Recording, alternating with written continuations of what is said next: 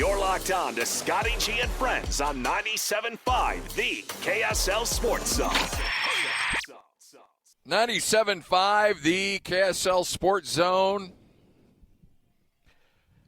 It is NCAA Tournament time as the Aggies get set for a showdown against Villanova. BYU will have to wait a couple days to find out who they're going to be playing as they wait that game coming out of Dayton. But our bracket is set. We're ready to go. Scott Gerard alongside the great Tim LaComb. So what's that like? You enjoy the party, you see the name come up, and then after that it's like scramble time, right? Yeah, you don't necessarily enjoy the party. You put on a happy face, but you know what's behind the door.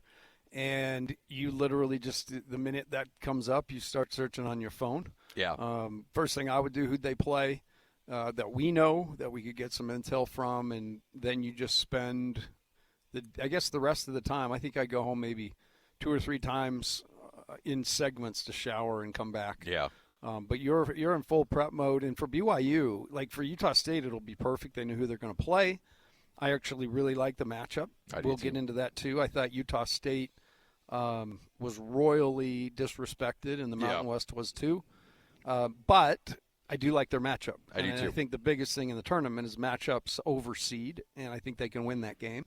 BYU has to wait, as you said, so they are looking for similarities between NC State and Texas, maybe some similar actions or how they guard the post, but they're just trying to pull little splinters of each to guard for a couple of days until you know who you're going to play. It's a crazy time. It's a crazy time. Tell me about your experience. Man. You're a seasoned champion now. Yes. Got the ring and everything. No, I'm just joking. But it was fun to But you're not. But you're not. But hey, there was the athletic director that refused to give me a ring for the last one. She's no longer there. So maybe this time it'll go a little bit better. Well, I think we need to ask for a makeup and get 2 rings. We need two rings. Just change the date on one of them. Yeah, that's all right. Yeah. And one of those to rule them all. And then Lloyd and I won't have to get involved. Just tell them your guys are going to handle it otherwise. Hey, you don't want to get on the bad side of Tim and Lloyd because that's not going to end well for very anybody. Very vengeful people. It was awesome, and it was really cool to watch them play the way that they did because last year they kind of limped into the tournament and they ended up going to the NCAAs, but there was just no momentum going into the NCAAs. And then this year, they lose 3 out of 4 coming down the stretch. They finally beat New Mexico at home to win the outright. But there's all these questions like, how good are they? Are they struggling? And then they just put the hammer down. Just put the hammer down in the tournament, beating UNLV by 20, Nevada by 13, San Diego State by 11. And it was impressive to watch. Well, I wonder how he prepped them for that because I made the comment to you after the first game. That scene where they let the bear loose and Jackie Moon in the crowd? Yeah. I wonder if he let a bear loose in practice because I'll tell you what, they played as tough as a bear. And, they really made short work of the first night. Yeah, UNLV. UNLV just was not – I think maybe they were relying on, hey, we beat this team. Yeah. But it was a revenge tour and took care of UNLV. And then I told you Nevada doesn't even know it's going to hit them. They roll through that one. And then San Diego State, that was a good game. It was. Back and forth and guys hitting big shots. But that spurt, especially the 5-point play, which I heard them highlighting today on the show prior. Yeah. Where you let out a little squeal. Did I let out a little squeal? It was good. Really? You got it, Lloyd? I haven't heard that. So Mason Falsleb, left wing. Now to Collins. Another good look for 3. Baseline. Yes! And he's fouled! Oh, baby! MJ Collins, the 3! I didn't even know that happened. I don't know if there was a jalapeno that you had. I had not heard that squeal. That's not good. I'm not happy about that. I think it's great. I think it's an instinctive call. It happens. Come on. Well, there was some voice damage too going. Well, into the week. That's what Jake was saying. He gave you, and you really did. If you listened to the game against New Mexico at home, you were just holding on for dear life. Yeah. With that one. Wow. And he fouled. Fouled. Oh. And the thing. Oh, there it is. That's our guy. Oh, jeez. I got an extra ticket to the Galaxy game tonight. You know what? Thanks, man. I'm sorry. I got season ticks. I'll get you on the flip side.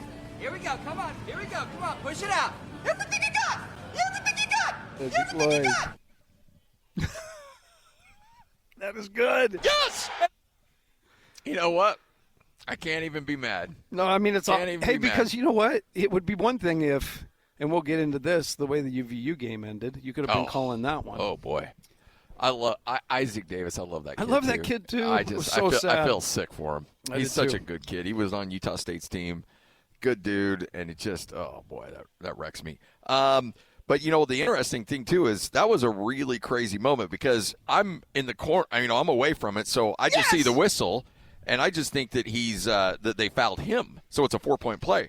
But then you realize, no, they fouled the screener, and now the question is they might wave off that three, and then you take a 55% free throw shooter and shoot at the front end of a 1-and-1.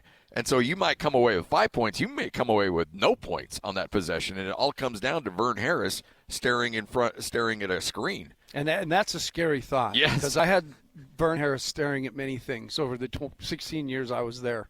And most of it didn't end up well. So no. Good for the Aggies. And that's why I was like, on the air, I was like, and I thought it was close, too. I don't know how much you stay in the rule book, but I guess you have to, if you're in the motion of shooting, it's not the shot has to have left your hand. You have to, even if you're gathering and coming up, it still counts. Which he was, yes. Right? Yeah. And that I was worried too because I am not Johnny Rulebook, and I was thinking maybe that it was the time of the contact as opposed to the release. So learned something, but that play, that was the game right there. Yeah. Would it take it to 7? No, it was from 4 to 9. Yeah. Yeah, and if, as you said, if they wouldn't have gotten any points for it, 2-possession game, I mean, total momentum change. Yeah, and Brian Dutcher afterwards was saying the same, and like we all knew, like as soon as it happened, and then Keller goes down and knocks down the 2 free throws. It's like, okay, yeah, this game's over. He was great, by the way. Yeah, Keller's done a really good job. Did you run into him? I did. In the day? I actually met him at a Prospects. He played for the Prospects, and I met him. He was committed, I believe, at the time to Wake Forest. Mm-hmm. And I met him going into his senior year. Yeah, and then so he goes to Wake Forest, then to Utah with Craig, and then finishing up his career at Utah State. So, all right, we got a lot to get to. Let's get to it. Starting lineup, we are live here at Tim Dowley Nissan Southtown. And you know what? We got the new technology. Not only can you hear me squeal like a 12-year-old girl at a I don't know what the kids are watching these days. I was going to say like at a Bieber concert, but I don't even know if Bieber's a thing anymore. I'm sure he would be if he came around. But you also get to hang out and see the show live. Go to KSLSports.com or just search KSL Sports on YouTube, and you can see us down here at Tim Dowley Nissan Southtown. So let's do it. Starting lineup right now. It's time to kick off the show with the biggest headlines of the day. This is your starting lineup on 97.5, the KSL Sports Zone.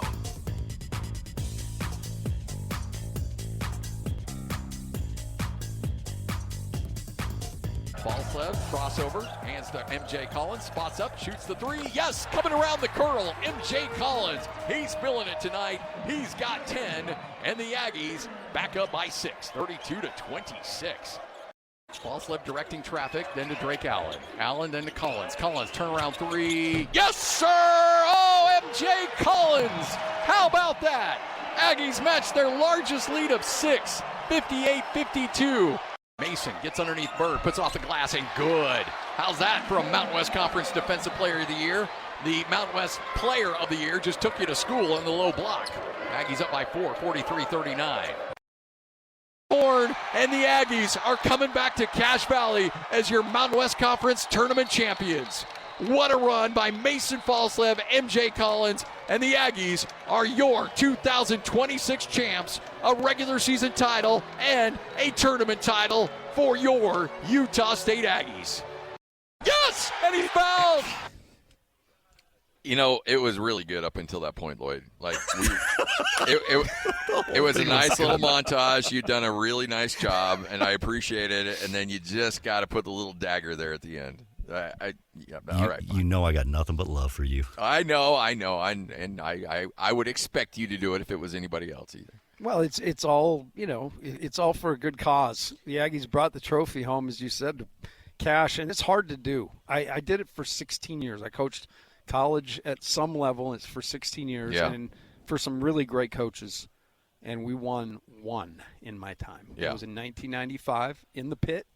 We actually beat New Mexico by 36 in the semis and beat Hawaii in the championship. But that's the only one in 16 years, and you're just like calling them like they're falling out of trees. The third time Utah State has won a Mountain West Conference tournament title. They won it in 19, they won it in 20, and now in 26. And a heck of a run. And doing it against San Diego State, I think, makes it seem a little sweeter, too, because San Diego State has been the gold standard of the conference in basketball. And, look, the Aztecs kept Jimmer away from winning a conference tournament title back in the day. Like, this is Brian Dutcher, Steve Fisher, what they've built there at San Diego State has just been absolutely impressive. And they had a good team. Not offensively as good as what we've seen from San Diego State, but defensively they've been phenomenal, as they always are. Tough, physical. You know what you're dealing with. Yeah, right? I mean, it's rinse and repeat with them every year. It's bully ball. Yeah. But it's refined bully ball. Like, they play, they share it, do a nice job. So, yeah, to beat them, that's really a neat statement in the final year, because San Diego State, as you said, I mean, they took a team in the Final Four from that conference, joining Utah. And so it's a pretty interesting time now for Utah State going into something new. You know, it was interesting, though. I was so you and I text all the time, and you had texted me the last time Utah State played San Diego State in a conference championship game. Do you remember this? They were playing. It was Ryan Odom's last year. Yeah. Oh, yeah. You got Ashworth and that crew. And this was the year that San Diego State would play for the national championship. That's game. right. And in the first half, Utah State's playing San Diego State, conference championship, and the Aggies are up by 11. And, Lloyd, you'll like this. Our guy Tim LaComb texts me and says, "Congratulations, you got yourself a title." And I'm like, ooh. I black catted you. Ooh, a little soon. And then San Diego State runs back. I just was like, I was black catting you. I was waiting for that first half text to come in and be like, no, I left you alone. I tried to keep things this time, you noticed, even down to how I capitalized stuff. Go Aggies. I kept it very generic. I even made it a point to not jinx anything as far as, like, I'm talking like sending out the programming stuff on Saturday or Friday to jinx anything that was happening in that game. Like, I wanted to make sure that the Aggies got through it. We care about our because I'm not superstitious at all about not one bit. Not one bit. Yes, you are. I was very superstitious too. Were you as a coach superstitious? Oh, big time. Big time. Ties. Winning tie would stay. Losing tie would toss. I wouldn't wear a losing tie twice. Wow. Yeah. It was bad. Yeah. I mean, the bill was stupid, but it made me feel good, and that's the most important. So when you walked into Mr. Mack, it was like Norm from Cheers, right? Yeah, I mean, we've been on a 3-game losing streak. I'm running out of ties. I need some ties. Hey, and one thing I did learn this weekend, this is a little off script, but Lloyd's phone does text out. Oh, it does? Yes. Okay. I got a very nice GIF, as the kids call them. Yeah, all right. There was some guitar stuff this weekend, just out of the blue. Well, good. So it does. I was worried that he was maybe having issues, but it does text. I got to fix, Coach. So Utah State moves on, and we'll talk about their seeding. By the way, this is our annual Ken Pomeroy show. So coming up from 1 to 3, this is where you will be making the proverbial money on your bracket, because we know nobody's actually putting any actual money in their bracket contest.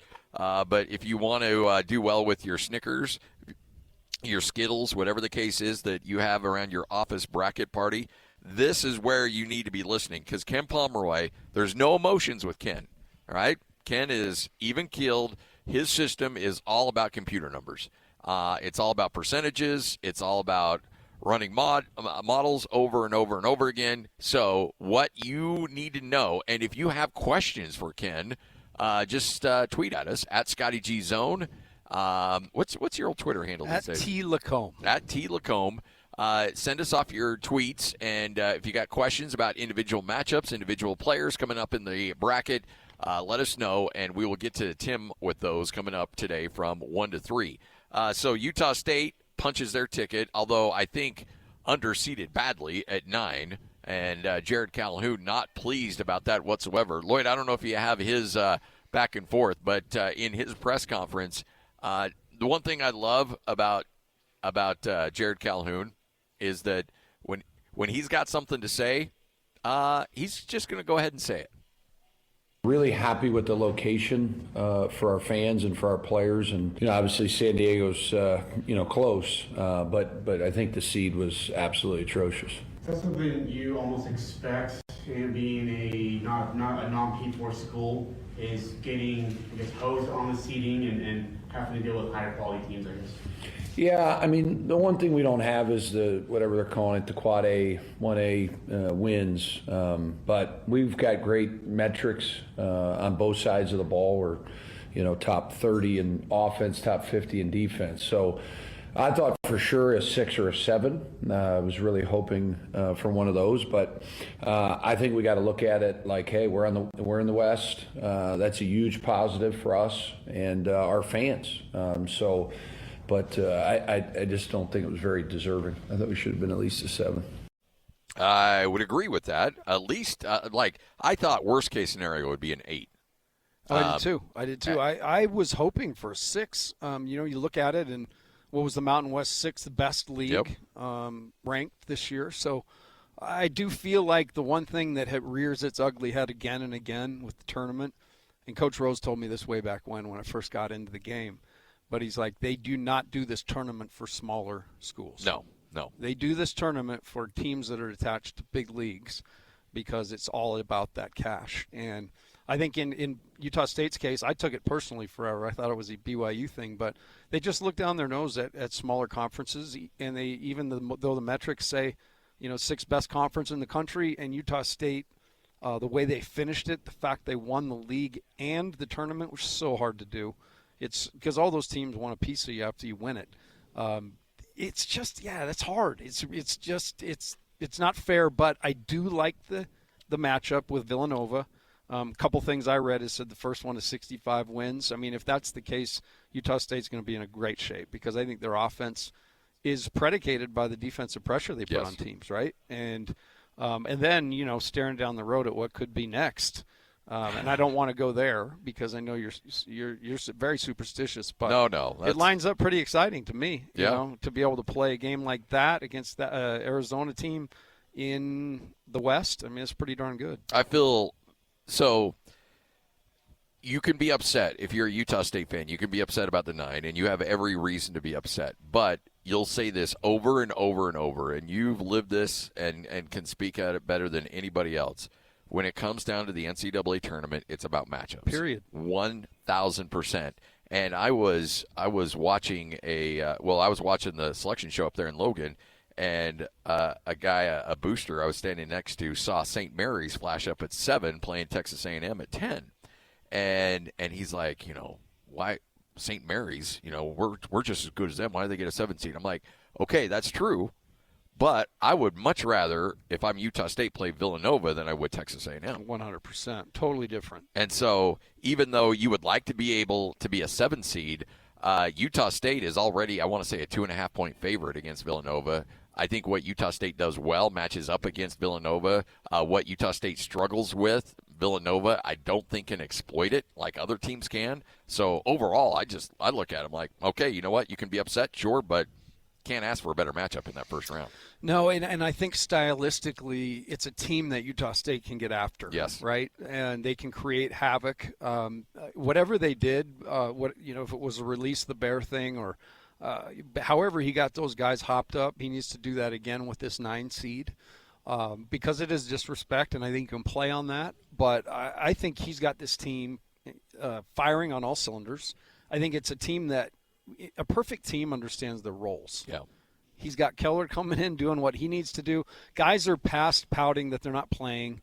Now it's exciting. You got 2 championships and you want to go do something Utah State hasn't done. And I think that's what should be on everybody's mind, and it's doable. They can get through that first game. I really do believe it. In fact, I'm picking them to win the first game. Yeah. I feel much better about that game than some other games that I've seen Utah State pop up against, and I think there's a lot to be excited about if you're Utah State for sure. All right, BYU on tap as well. They have to wait a little bit for a grudge match to be settled in Dayton before they'll find out exactly who they're going to play on Thursday. We'll take a closer look at that matchup coming up next. 97.5, the KSL Sports Zone. Breaking down the teams you're passionate about.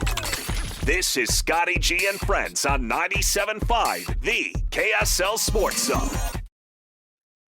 97.5, the KSL Sports Zone. Hope you're all having a tremendous day. Scott Gerard alongside Tim LaComb, who was just spitting fire, by the way.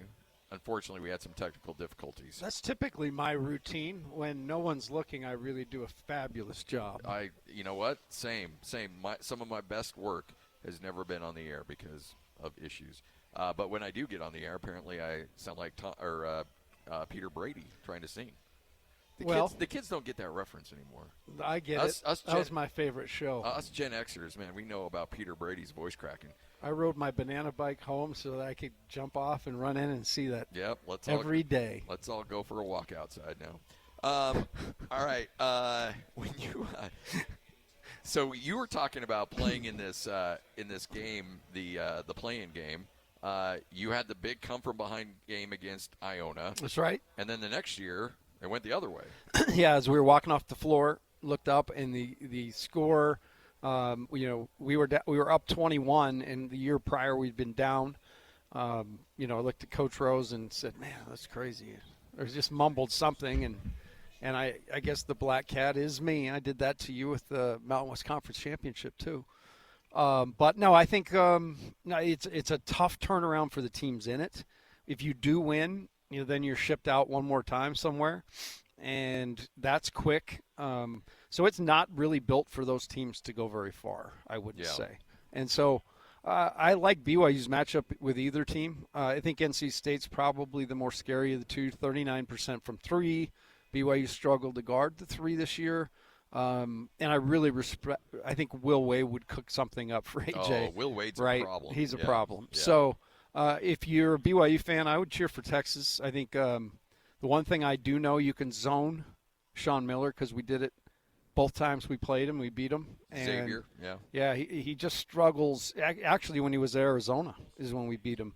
But he struggles – to make adjustments in games too a little bit. I would cheer for Texas if I was BYU. And then the matchup that stands out there is one for the ages, right?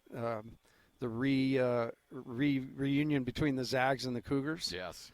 And this is a very different Zags team than we've seen in the past. I think they're more connected and more ferocious defensively. I think they lead with defense almost. They just put it on Kentucky this year. I watched that game, and it was wild.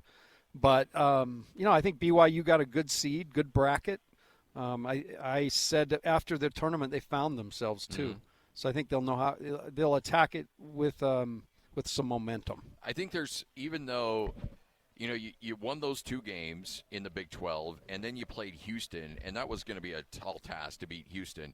But I love the way they competed against Houston. I went toe-to-toe with them. Yeah, and so I think there's a lot of things you can take away from that, feeling like, okay, you know what? Yeah, did Houston get us? Sure, but it wasn't a dumpster fire. We played well. We competed our butts off. We can take something from that going forward. And I think the biggest thing I saw, the difference was they really stripped down the defensive scheme. And instead of doing all of the switching, they basically guarded their guy. Did a better job of taking pride in owning that competition. And then I think Kebaketa came out of his shell. And he needs to fly around, and he needs to be a problem, needs to dominate the paint. He's so big and so strong that when he gets out there and creates havoc, it's just good for them because they're so good in the open floor. So I think he's a huge key for them if they want to advance a couple rounds. So when you look at BYU overall, and let's take matchups out of it. Considering the injury to Richie Saunders, is this as good as BYU's been without Richie Saunders? Absolutely, and it was trial and error. I mean, It was ugly for a couple of games, and a lot of people questioned whether the guys cared. I looked a little deeper. I saw guys confused. Cognitive, the ability to relay information is all basketball is just a series of million decisions quick. You come off a ball screen, it's hedged, what do I do with the ball? And all those things through repetition, you can speed that up. But I think that, that's the big differentiator. And well, you had mentioned too that you felt like things had been simplified, especially on the defensive side for BYU, and that may be a reason why they played better. Yeah, no, for sure. I think they did. I think they stripped it down. I think they stopped trying to do 4 or 5 different things in a game and just said, what we're going to do is we're big and physical. We're going to use our size. I really think Boop's done a great job coming in. He's given them something that they didn't have prior from him. And then I said, Keita's got to be just disruptive. And then AJ's going to be hard for teams to scheme for. Yeah, I mean, he's unbelievable. And his run in the Big 12 tournament was absolutely incredible. I mean, when you score more in a 3-game series in the Big 12 tournament than Kevin Durant did, that's having yourself a heck of a tournament. Right with everybody knowing that you're their guy and you got to stop you to win. So he sees all sorts of coverages, but what he's been really good at as of late is inviting the double and then making the right play out. And oftentimes, the ball moves around and then you get Rob Wright being able to penetrate. And it's so much more effective than what they were doing before, where it was just high ball screen right out of the gate into the guts of the defense. I think they've found some ways to play, kind of using AJ as a decoy in some respects. But the beauty about him is you don't guard him right in your scheme, he's going to punish you. He can punish a double team, by virtue of it not being aggressive enough. He can get guys caught in no man's land and still score or make the play he needs to make. This is what I love about the NCAA tournament, too, because when you get in the middle of conference season, especially when you play teams twice or 3 times in the conference tournament, the book is out on you. Like, everything you need to know, these conference teams, they see you inside and out. They've got you dissected from every single solitary angle. Now you get into the tournament, whether it's Utah State playing that matchup zone or A.J. DeBonsa going up against a team that he has not faced yet this year. And they're like, okay, well, we've got the film. We feel like we're ready. But it's one thing to see it on film and try to implement it in practice. It's another thing to see it up close in person and try to guard it or try to score against it. And that's where you can see teams really start to flex a bit because they get stuck in the doldrums of February. Teams have seen each other. They know what they'll expect. You get in the tournament and you're seeing a team for the first time and they throw something, an elite score or a quirky defense, something that you don't see all the time, and it can really throw teams for a loop. And you make a great point, because I think what makes the tournament unique is you are locked into this deluge of just absolute haymakers in league. Oh, yeah. I mean, that is what league basketball is about. And it doesn't matter if you're on the plains of Laramie and they're not very good. There's going to be those nights where you've got to fight through, like the Aggies did up there. They had to fight right to the very end. The game was kind of slipping, and they found a way. And at the end of the day, nobody talks about that other than they won, and it helped them win a championship. So you get through all of that gridlock, and I always remember this feeling, and it coincides with the weather changing too. But you walk outside, and you see the sun. You breathe the fresh air, and it's kind of how the tournament feels. It's a rebirth, and you go from this where if I'm going to go right, they know I'm going right. If I line up here at the junction on an out-of-bounds under, they know exactly what we're going to run. They've got you scouted because they have tape from October through the first of the year and all that time to study it and put things together. This deal, you got 2 days. So you got to pick and choose to your team. Hey, 2 or 3 days, you got to say, here's what we're going to take away. There's no way in 2 or 3 days you're going to have everything. So some of the things that have worked for you this year, maybe that went dormant in league, they start working again, and that's a really fun part of this time. So if you're BYU, how hard is it? Because you want to, and the thing is with BYU too, you have to play on Thursday, so you don't get the luxury of waiting till Friday because you can't play on Sunday. So you have to play that Thursday game. And, of course, the 2 teams that you could be playing against, but that does divide your attention in half. So do you feel like if you're waiting on one of those teams, do you feel like you can be as prepared as you need to be going into a Thursday game? Yeah, so I would imagine what BYU will do with the players is focus solely on themselves. And, what they'll do is they'll take NC State action and Texas action, and they'll watch it. A couple coaches will be assigned to each. And then when in practice, there's typical time for scouts. You've seen practice. There's always time built in for guarding action, guarding just generic action. And so what we used to do in a situation like this, in a conference tournament per se, is a couple of us would have one thing prepared for one team and the other guys that have the other stuff prepared.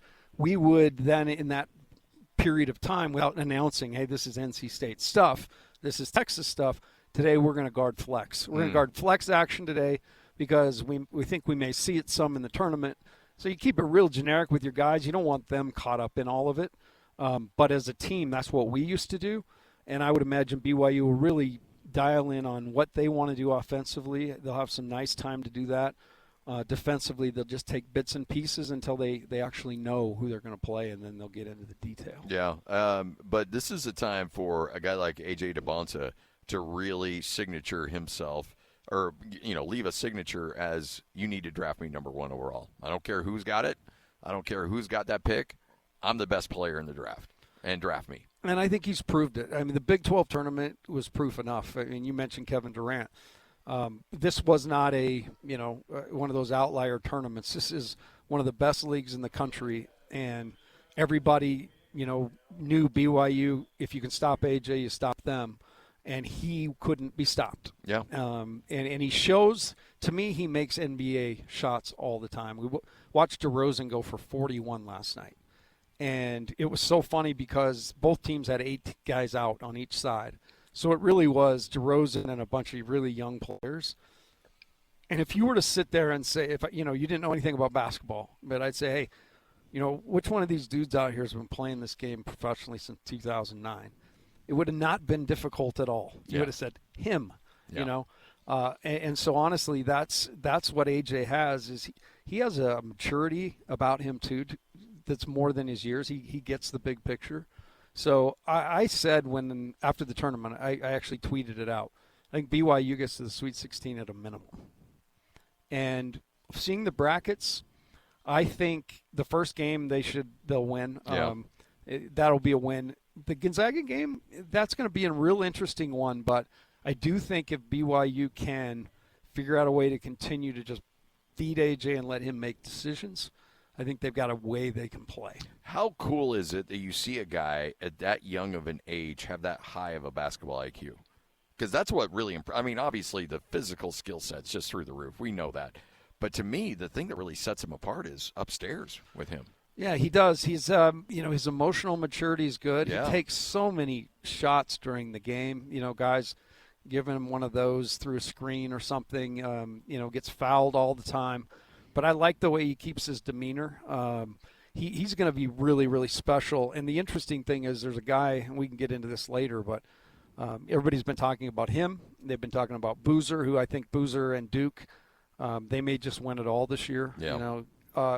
And then they've talked about Darren Peterson. Mm-hmm. It's been up and down.